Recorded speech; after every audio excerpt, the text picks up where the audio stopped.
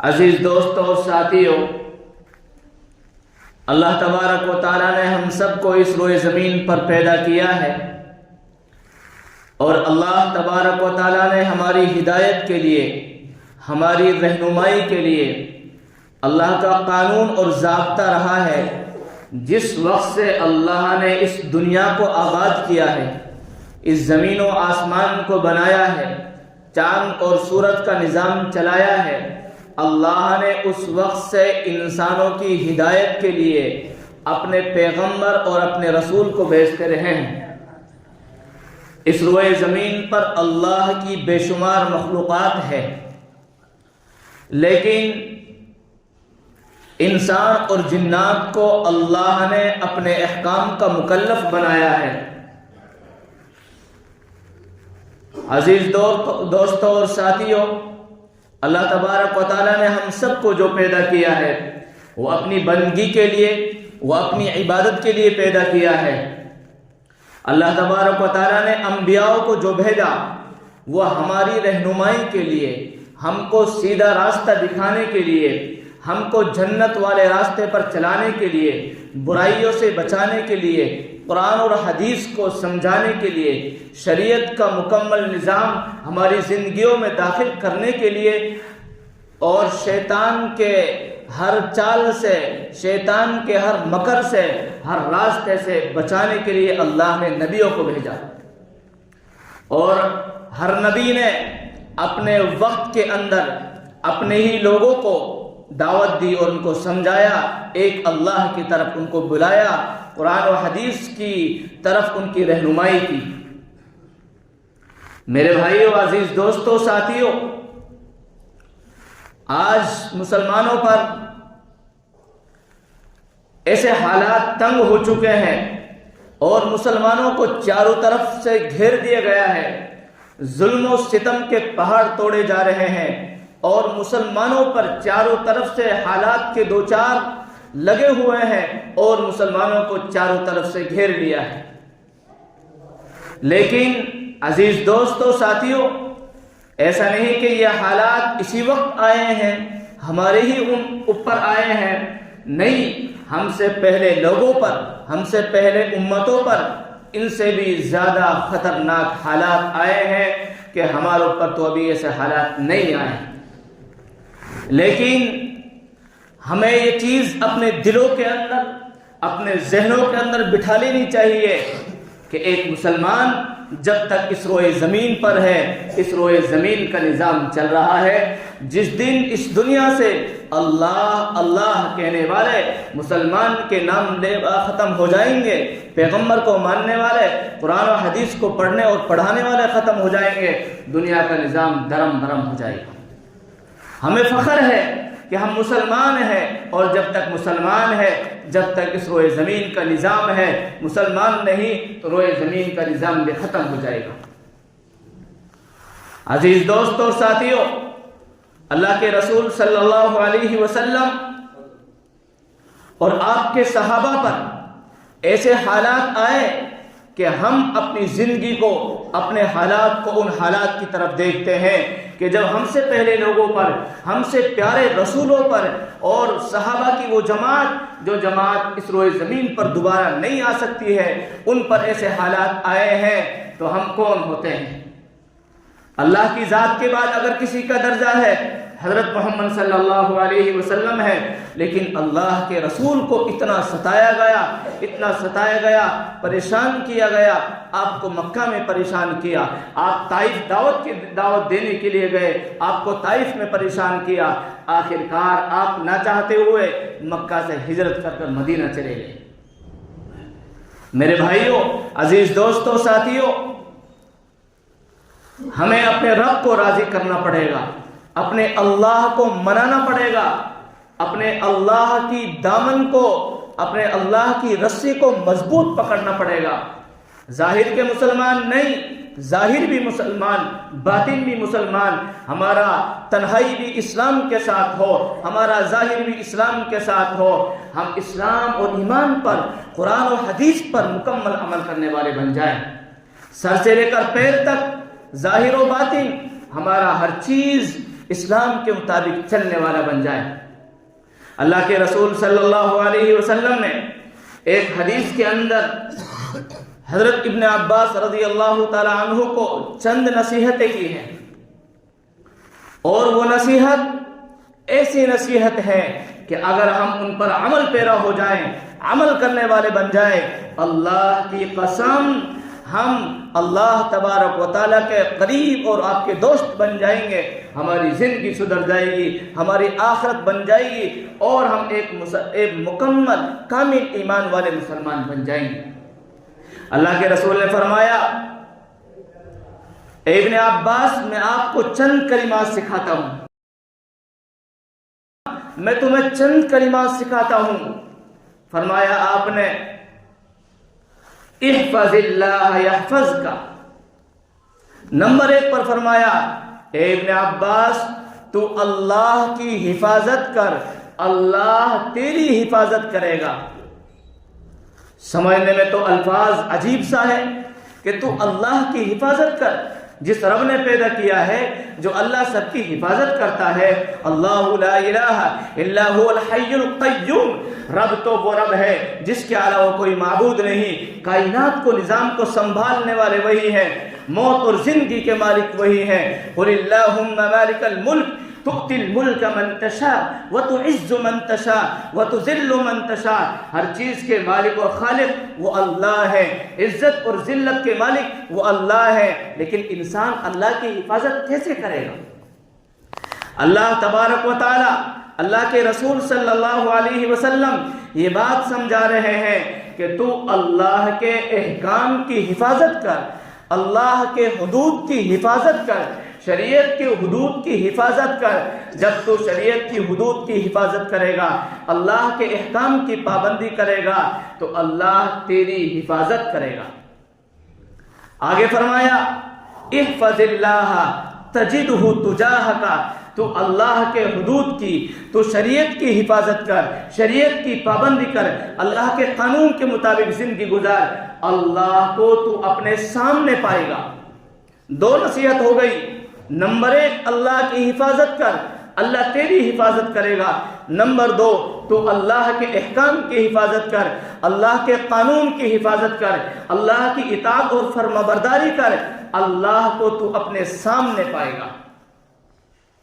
آگے فرمایا اللہ کے رسول صلی اللہ علیہ وسلم نے تیسری نصیحت کو بیان کرتے ہوئے، وَإِذَا سَأَلْتَ فَاسْأَلِ اللَّهِ، کہ جب تجھے کچھ مانگنا ہو، سوال کرنا ہو، مدد طلب کرنی ہو، تو اللہ سے مانگ، اللہ سے سوال کر، غیر اللہ کے سامنے اپنے ہاتھ مت پھیلا۔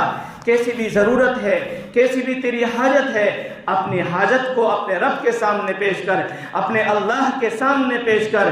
تجھے کوئی پریشانی ہو گئی، کسی چیز کی ضرورت پڑ گئی ہے، سب چیز کو چھوڑ، اپنے اللہ کے گھر کی طرف آ، مسجد کی طرف آ، وضو کر، 2 رکعت کی نماز کی نیت باندھ، 2 رکعت نماز صلاۃ الحاجہ پڑھ، اور اپنے رب کے سامنے تو اپنی حاجت کو پیش کر، اللہ تیری حاجت کو ضرور پوری کرے گا۔ لیکن اگر تو اللہ کو چھوڑ کر غیر اللہ سے مانگے گا، اپنے ہاتھ کو غیر اللہ کے سامنے پھیلائے گا، میرے بھائیوں، غیر اللہ وہ اللہ کے محتاج ہے، ہر چیز اللہ کے محتاج ہے۔ آج تو لوگوں نے بزرگوں کے مزاروں کو، بزرگوں کی قبروں کو عبادت گاہ بنا لیا ہے، مانگنے کا ذریعہ بنا لیا ہے۔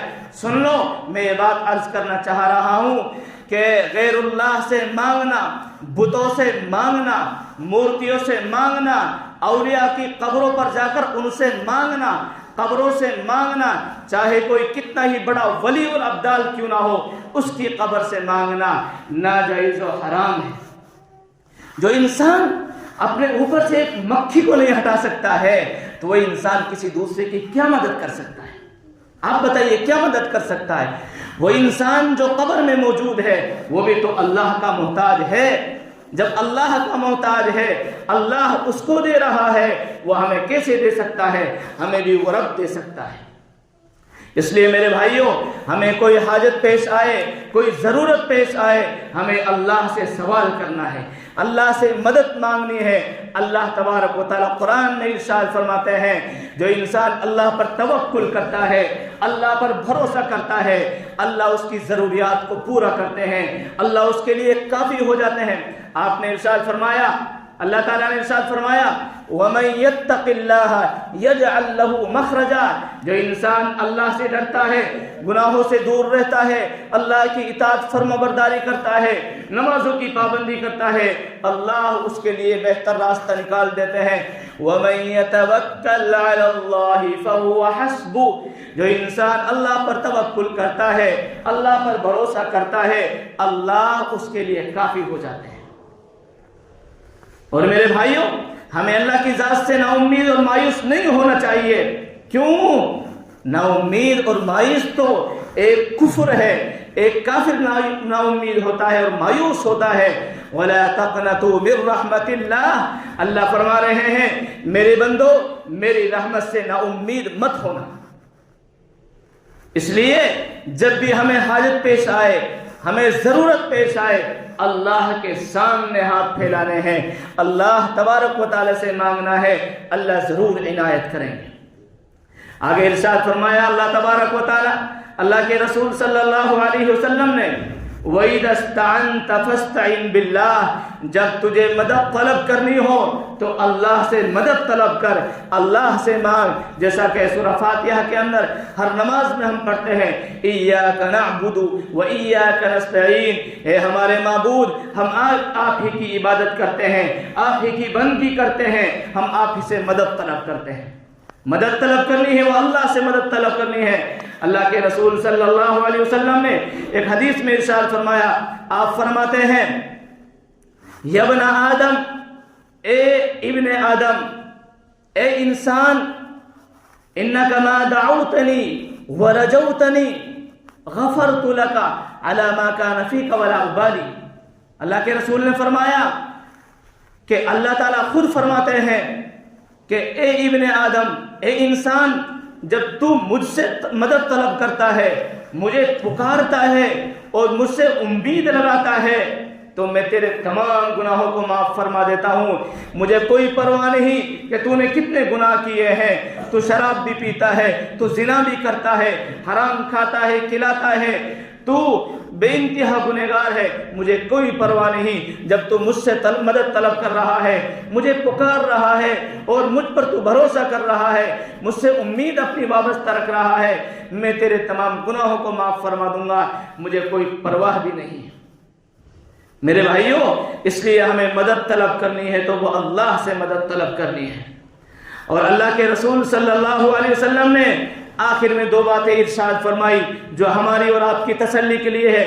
آپ نے فرمایا، وَاعْلَمْ أَنَّ الْأُمَّةَ لَوِ اجْتَمَعَتْ عَلَىٰ أَن يَنفَعُوكَ بِشَيْءٍ لَمْ يَنفَعُوكَ إِلَّا بِشَيْءٍ قَدْ كَتَبَهُ اللَّهُ لَكَ۔ فرمایا اللہ کے رسول نے، اگر تمام کے تمام انسان جمع ہو جائیں، کسی کو کچھ نفع پہنچانے چاہیں تو نفع نہیں پہنچا سکتے، صرف اتنی ہی نفع پہنچا سکتے ہیں کہ جتنے اللہ نے ان کے مقدر میں لکھ رکھی ہے۔ اور آگے ارشاد فرمایا، وَلَوِ اجْتَمَعَتْ عَلَىٰ أَن يَضُرُّوكَ بِشَيْءٍ لَمْ يَضُرُّوكَ إِلَّا بِشَيْءٍ، کہ اگر تمام کے تمام انسان کسی انسان کو تکلیف پہنچانا چاہیں تو بالکل بھی ہرگز تکلیف نہیں پہنچا سکتے، صرف اتنی ہی تکلیف پہنچ سکتی ہے جتنی اللہ نے ان کے مقدر میں لکھ رکھی ہے۔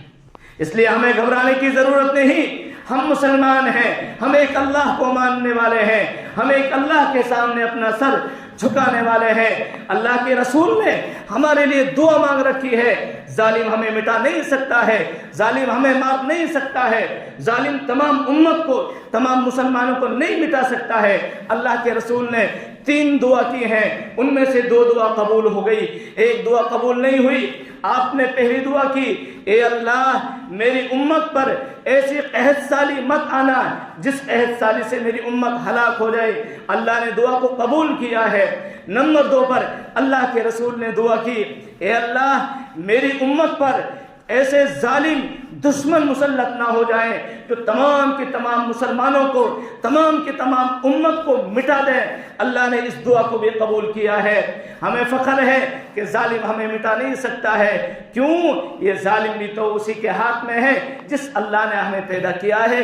ہم تو اس اللہ کو ماننے والے ہیں، ہمارا یقین ہونا چاہیے اور ہمیں اللہ پر بھروسہ کرنا چاہیے کہ ہم تو اللہ تبارک و تعالیٰ کے محتاج ہیں۔ اللہ جو کریں گے وہ ہوگا، اللہ تبارک و تعالیٰ جو چاہیں گے وہ ہوگا۔ میرے بھائیوں، عزیز دوستوں، ساتھیوں، اللہ تبارک و تعالیٰ قرآن میں ارشاد فرماتے ہیں وَإِن يَمْسَسْكَ اللَّهُ بِضُرٍّ فَلَا كَاشِفَ لَهُ إِلَّا هُوَ وَإِن يَمْسَسْكَ بِخَيْرٍ فَلَا رَادَّ لِفَضْلِهِ۔ اللہ کے رسول صلی اللہ علیہ وسلم نے امت کے لیے اور خود اللہ نے تسلی دی ہے کہ کوئی بھی انسان تمہیں پریشانی نہیں پہنچا سکتا ہے، تمہیں پریشان نہیں کر سکتا ہے سوائے اس کے جو اللہ نے تمہارے مقدر میں لکھ رکھی ہے۔ کوئی بھلائی نہیں پہنچا سکتا ہے سوائے اس کے جو اللہ نے تمہاری تقدیر میں لکھ رکھی ہے۔ میرے بھائیوں، عزیز دوستوں، ساتھیوں، شرط یہ ہے کہ ہمیں اپنے رب کو مضبوط پکڑنا پڑے گا، قرآن اور حدیث پر مکمل عمل کرنا پڑے گا، شریعت کو پہچاننا پڑے گا۔